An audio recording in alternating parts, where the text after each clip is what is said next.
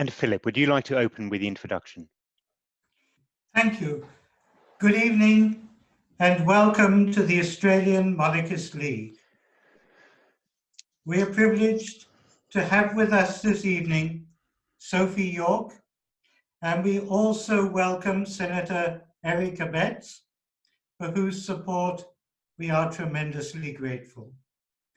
I would also like to thank those who have signed our current petition calling on the media, and particularly the ABC and SBS, to broadcast the Queen's VE Day message. Tomorrow at 9 p.m. London time. If you haven't already signed, you will find the petition on our website under News. It is now my pleasure to invite Sophie York to speak to us. Sophie is a barrister and a naval legal officer, and above all, a staunch monarchist. She has also been involved in a number of causes and has gained a reputation of standing up and speaking on many issues in which she believes. And whether you agree or not with all of her views, I am sure that everyone will applaud her determination. Thank you, Sophie.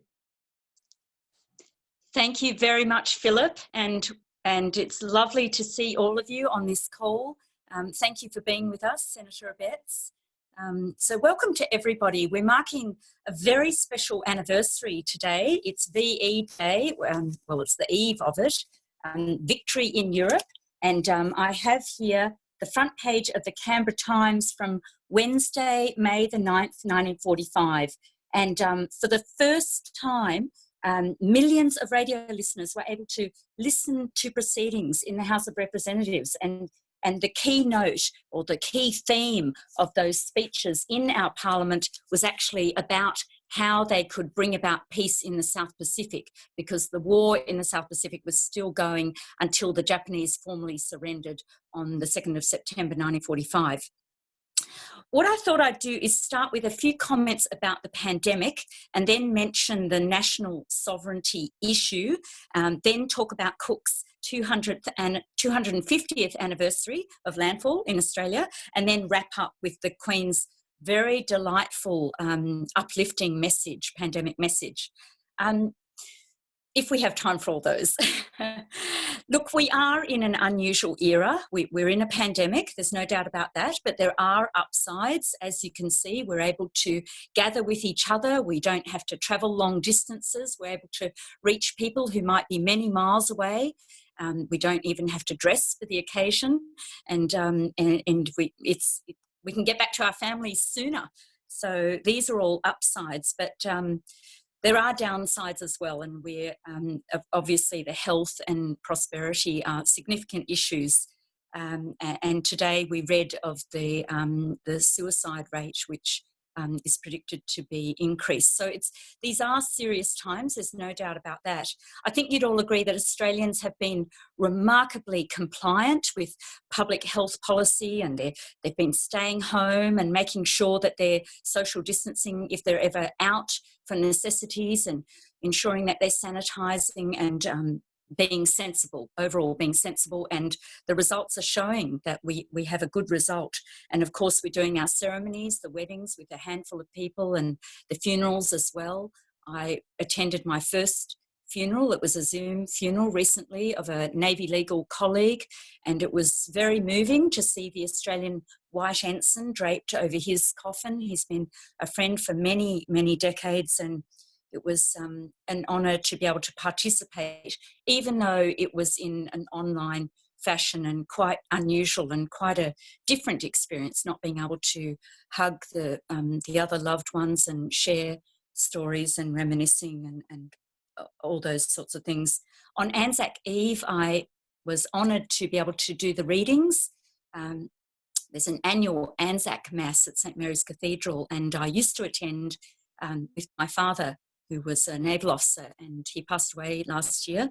And I was given the honour of doing the readings, and it was a very different experience this year, doing the readings to this cavernous, glorious cathedral with no people in the congregation.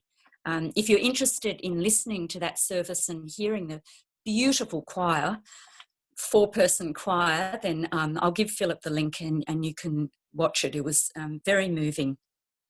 I also have a book that I wanted to bring to your attention whilst we're talking about pandemics and epidemics, and it's Epidemics in Sydney, 1788 to 1900, Times of Crisis by P.H. Curzon.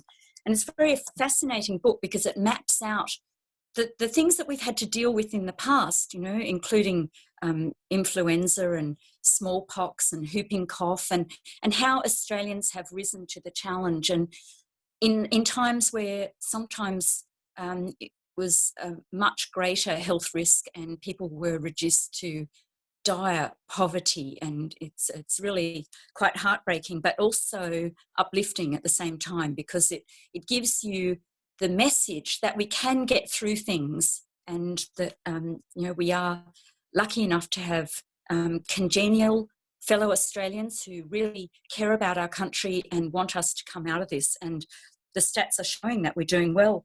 I was looking at today's stats, and compared to some countries, Australia is doing very well. Now, if you want the stats, they're also obtainable. They're on the Worldometer, but we're around about the 100 mark. The UK, unfortunately, is at the 30,000 mark. So it's very real, it's very tragic, and fortunately, we have been doing well so far. The pandemic has shed a new light on the issue of national sovereignty, and I'm just going to put it out there for thought, and feel free to have your own ideas about this. We did put in an early travel ban in Australia, and that was to stop travellers from countries that we thought were very high risk at the time. So the People's Republic of China, Iran at the time, and that now looks eminently sensible because our stats are so good. And it was criticised at the time, but it now looks as though it was exactly the right thing to do. And the US president also put in a similar travel restriction and was quite criticised and even called xenophobic, but it was the right thing to do. I think he did his at the end of January and we did ours on the 1st of February. The WHO was, the World Health Organization was late in declaring it a pandemic. They were quite critical of countries putting in a travel ban, and they even tweeted that it was not transmissible by human-to-human contact. This was all not reliable for countries, and yet that's the outfit, the international outfit that we rely upon for public health advice of a global nature. We now find out that the Director General of the WHO, Dr. Tedros Adhanom Ghebreyesus, was heavily influenced to favour the interests of the People's Republic of China. And so he was not an impartial, independent advisor at all. And he should have had, his foremost concern should have been the health of the entire globe. And now we know that it wasn't, and that he was, in fact, compromised, and now the health and wealth of the globe is suffering, is at dire risk. And we also know that those countries that were part of outfits such as the European Union and so forth were not able to close their borders. And that was a significant freedom that we have, for example, but countries like Italy, France and Spain, which now have a significant pandemic problem, were not able to do that. And even Switzerland, who's not a member but is has a bilateral treaty with the EU, they have suffered as well because they didn't have that freedom. So it's demonstrating to me and to many observers that there's not a bad thing to actually not being globalist, but to have your national sovereignty and be able to make, to have a democratic government and with your representatives in the parliament who can make decisions that are in the best interests of the citizenry of that country. I've got the Australian figures actually. Today's figures are that we've had 6,894 cases with 97 deaths and 6,040 recovered. Now, the world figures as at today are approximately 3.8 million cases with 265,000 deaths and 1.3 million recovered. So they're the rounded off world figures, but they are significant figures. But ours are good comparatively because we have our national sovereignty, because we were able to make decisions in the best interests of our citizens. So we're in this era where the virtues of globalism are regarded almost as conclusive with, free trade agreements, nothing wrong with trade, and with manufacturing supply lines, which have been heavily interspersed with contributions from international suppliers and so forth. But it's at moments like this that we realise the pitfalls of heavy interdependence, and it does make us think about this whole issue once again, rethink it, in fact. Since 1648, the Treaty of Westphalia, that idea that nations should have their own sovereignty was actually a great way to bring about the end of battles. And now the view has been shifting to where they think that if we're all heavily interdependent, that will guarantee peace and survival. The pandemic is causing a shift back to favouring national sovereignty, especially if you have a good, free democracy, as we do. If you're interested, have a look at Kerry Wakefield's latest article in the Spectator magazine.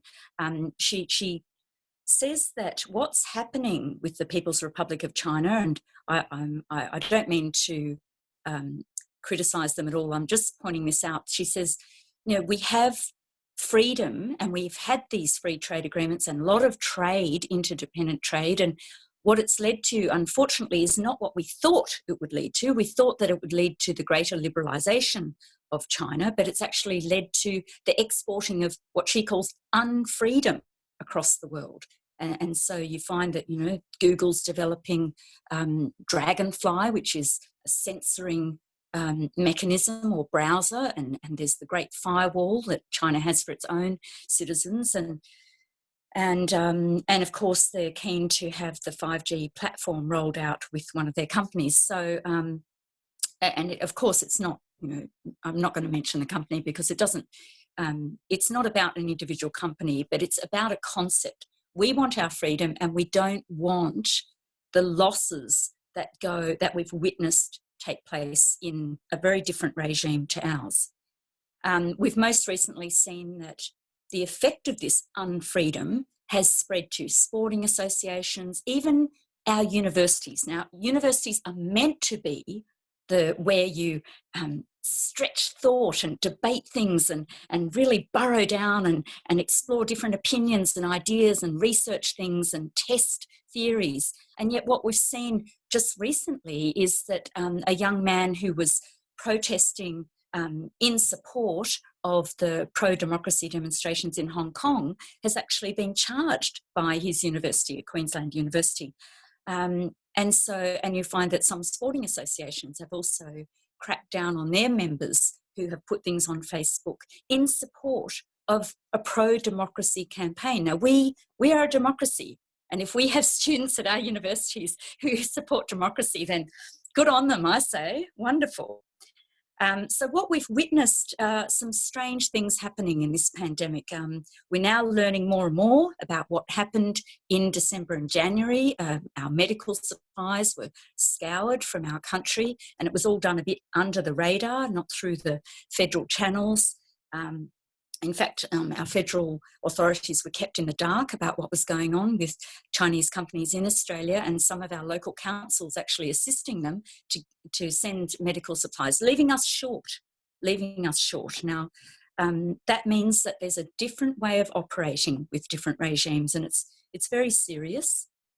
We've now called for an independent investigation as to the origin of this outbreak, which started off as an epidemic but has become a pandemic.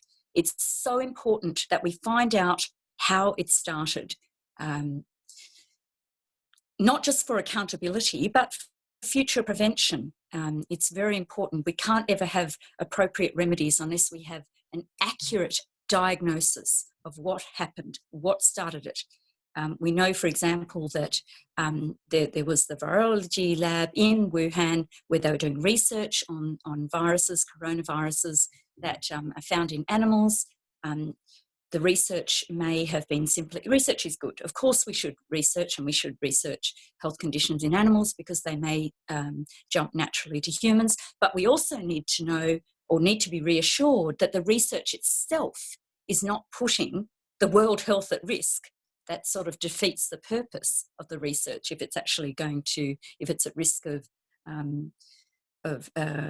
escaping from a lab and infecting us all and causing catastrophic impact across the globe. So we definitely need to have an investigation, and if the People's Republic of China understand that being a responsible part of the world community is facilitating that, then they will facilitate it. Biosecurity at ports is also become very important. We now know that a particular vessel, the Ruby Princess, arrived here, and many cases unfortunately got into the community as a result of that. So we're learning about all this as we go. It's it's the first pandemic I've ever experienced in my lifetime, so I guess for many people we're learning as we go. Speaking of ships, I want to move to Captain Cook, just spend a moment on that. It's such an important anniversary. British Naval Lieutenant James Cook, he was a British naval officer, commanding officer of the HMS Endeavour, and we all know he made 3 very significant journeys. The others were on the Resolute. He not only mapped part of the world, but he made significant scientific observations. We know about the transit of Venus, but he also, importantly, kept a detailed journal, which is such a wonderful piece of history, of contemporaneous primary evidence-based history.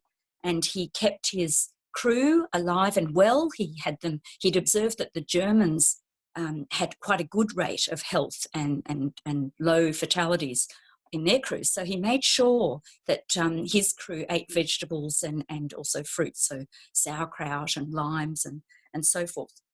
And he was not hostile to the indigenous, they were called natives at the time, the indigenous people. That was, he was a dignified man. He was an officer, and he had, part of his goal was to actually be on good terms with them. Now, this anniversary was the 250th anniversary of Cook making landfall at Botany Bay, and so it's a very significant anniversary of the landfall of this very extraordinary pioneer, very brave man, very intelligent man, and disciplined, highly disciplined man. And look, I don't want to record the next bit for posterity, but I will mention that there was a Victorian Deputy Chief Medical Officer whose name actually is the name of a Dutch explorer, Dr. Van Diemen, and she did put out a tweet which was very unflattering to Captain Cook, basically equating him to an invading terrorist. I mean, you can have a look at the tweet yourself. I'm not interested in giving it more airplay, but the upside to it is that it's really shown that there is a level of ignorance about Cook and about the true nature of his journey. So that's obviously something that needs to be corrected in education, public education, school education, tertiary education. And it's possibly a good thing that it's happened, because it alerts us to the fact that even someone holding such a high taxpayer-funded office, a public servant, can be quite ignorant about history and about context and about international legal norms. So I'll leave that one there. Look, I do want to end on a very uplifting note, and I wanted to mention the Queen's very uplifting message. She has given an uplifting message for her people, and as I mentioned, the UK have suffered an incredible loss of 30,000 people, and even their own Prime Minister ended up in intensive care. And so it's not an academic exercise at all. It's a very real tragedy. Look, I'll leave it there so we can go to the Queen's message. Thank you all for joining on this call. Thank you for Philip, to Philip for the opportunity, and to Senator Abetz, and to Elliot, who has made all the technical side work. Please stay well. My best wishes to all of you and your families.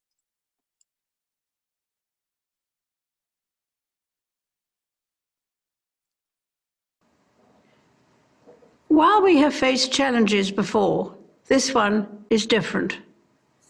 This time we join with all nations across the globe in a common endeavour, using the great advances of science and our instinctive compassion to heal. We will succeed, and that success will belong to every one of us. We should take comfort that while we may have more still to endure, better days will return. We will be with our friends again. We will be with our families again. We will meet again.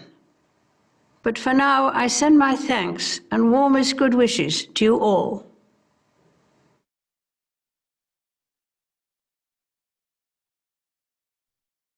Thank you, Sophie. So at this time, we're going to open up for questions. I think we have just a few minutes for questions.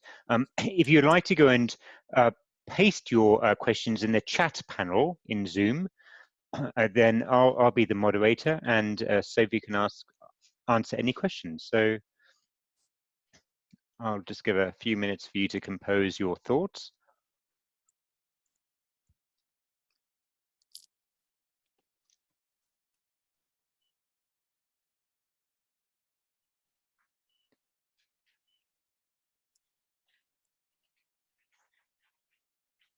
No questions come through yet?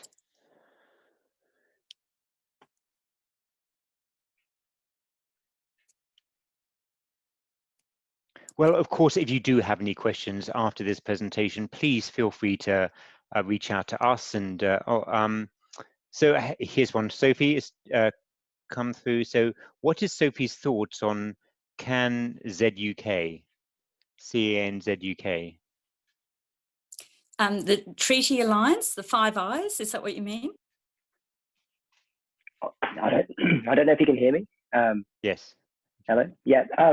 It's the potential. Well, it's a proposal for freedom of movement and freedom of work and education between Canada, New Zealand, UK, and Australia, based on our connected ideals and the Crown, particularly. I don't know if you've heard of it before. Yeah.